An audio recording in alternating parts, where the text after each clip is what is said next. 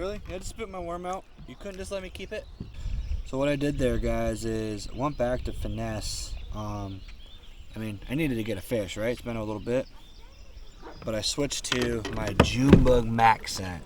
It's kind of my break glass in case of emergency color. I don't know why that color works. There's nothing in a body of water that looks like that, but the fish seem to love it. I don't even think it's really the scent of the bait that really does it. I think it's just the color, that matte purple. I've never seen another bait with that same type of color, and I just think that that's what really attracts them to it. And yeah, it worked pretty well because I immediately had a fish on a second cast. So we're gonna work this shoreline a little bit longer. Just not quite ready to give up yet. I think there's still one more big one out here to be had. And then, yeah, we'll figure out what we're gonna do from there. 2 hours later.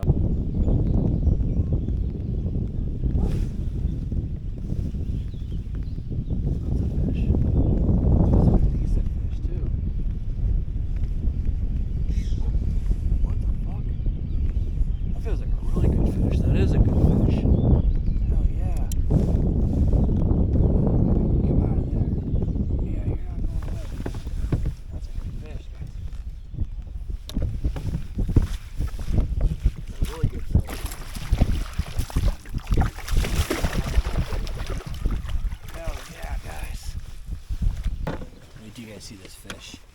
This thing's a freaking beast on a lipless crankbait of all things.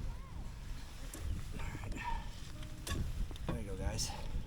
Check that fish out, guys. It's probably a 3-4 pounder. Not a bad little bass. That fish catch was freaking awesome. First of all, I think that may have put me into the money in my BBK tournament. I won't know until I get home because I can't submit fish, but it was on a bait that I designed with my boy A-Bay. If you see, it's got that purple back, orange belly, a perch style body, and it's a 1/2 ounce lipless crankbait. Caught that on straight fluoro on my FX medium heavy moderate rod. The two significant things about that: one, obviously I designed the bait, so that's a little bit of a ego boost because it was a bait that I designed the color of with Chris. But also the moderate action rod really saved the day for me there. I would not have boated that fish on any of the other rods that I usually fish my crankbaits on. And the reason for that was because when that fish started getting close to the kayak and he was digging hard and I was trying to pull him through the weeds, I was having to maneuver quite a bit to get in position to net that fish. And without that extra tip, without that extra little bit of wiggle room in that rod action, I do not think I would have gotten him back to the kayak. I was pulling pretty hard. I probably would have straightened out the treble hooks or given him slack when I reached for that net. So that was a huge, huge part of that fish catch. The significance also, you know, using a lipless, this particular body of water, like I've been saying in all 3 videos, is very grassy. There's a lot of vegetation. There's probably almost too much vegetation in some of the places, but overall, a lot of guys make the mistake of omitting, you know, crankbait style baits, especially the lipless. And they think that, you know, oh, I don't want to have to pull weeds out of my treble hooks all day. I used to be one of them. I used to just completely avoid fishing that style in bodies of water like this. But, you know, there is always a deeper part. Most bodies of water are not 100% grass. There's usually a deeper section where the grass is more submergent, and that's where I recommend busting out the lipless. You keep your rod tip up, kind of keep it at an angle. Every once in a while, just pop that rod up.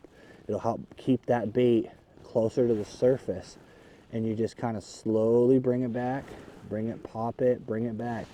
And that right there is a sneaky little deal that a lot of guys won't do. That particular fish was actually in a bundle of lily pads that I cast it into. I actually thought I had hooked into the lily pads when I first set the hook, and then once I felt a head shake, I realized it was on. So just something to think about, guys. When you're fishing grass, don't put away the crankbaits. Just think about how you fish them. Think about the retrieve. How could I work them if I wanted to above the grass? Because you'd be surprised how effective those baits can be, and not a lot of people do it, so those fish do not get as educated to them as they do other types of fish, grass fishing baits like that. Hey, baby.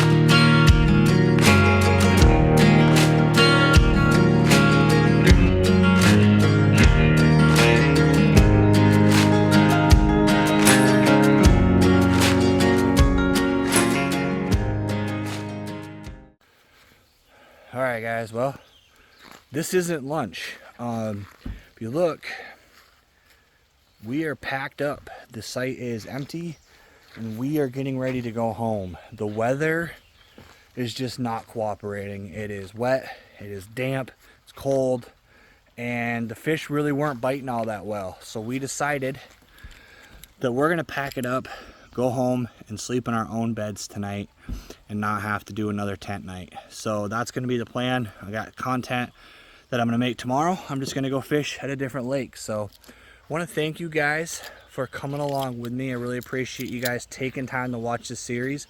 I know it was a little bit different than some of the content I've been making lately. It's definitely a little bit more B-roll, a little bit more different types of content than just fishing. So hope you guys enjoyed it. And if you did, give me a comment down below. I really appreciate everybody who took time to watch this video and got this far into it. If you haven't already, hit that like, hit that subscribe, and as always, let's get out there and catch more fish.